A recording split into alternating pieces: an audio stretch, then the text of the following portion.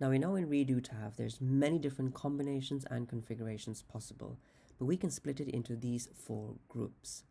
And the Neoskirt, as well as the issue of sinus sequestration, is something that can be seen with all combinations of Redo TAV. The Neoskirt effectively represents the height of the first valve's leaflets that are pinned back by the insertion of the second valve. It follows therefore that the Neoskirt height is dictated by both the choice of first valve, second valve, as well as the implantation depth of the second valve. Now, sinus sequestration occurs when the Neoskirt height rises above the level of the sinotubular junction, thereby potentially sealing off the sinuses, leading to the risk of both coronary obstruction and unfeasible coronary access. Now let's look at a few examples.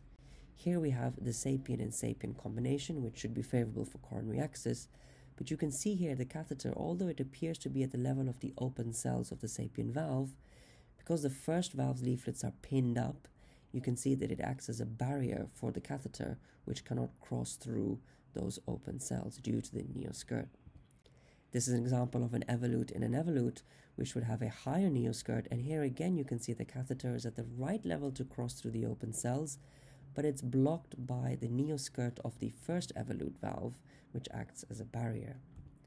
This is an example of a sapien implanted in a high position in an accurate Neo2, and here once again the catheter appears to be at a good level fluoroscopically to cross through the open cells of the sapien, but because of the first valve leaflets being pinned up, it acts as a barrier. And here this is an illustrative example of a self-in-self combination, an accurate and inaccurate.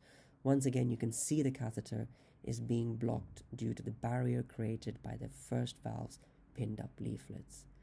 Now looking at sinus sequestration, you can see here this is an example once again of a sapien and a sapien, and on the fluoroscopic shot when the contrast is injected, you can see how the frames are above the sinotubular junction, effectively sealing off the sinuses.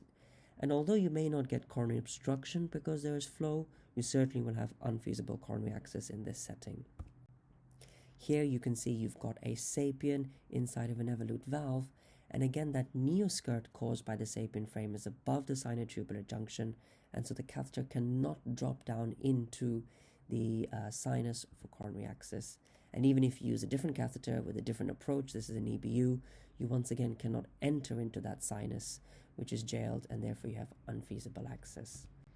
And this is an example of a portico inside of an accurate.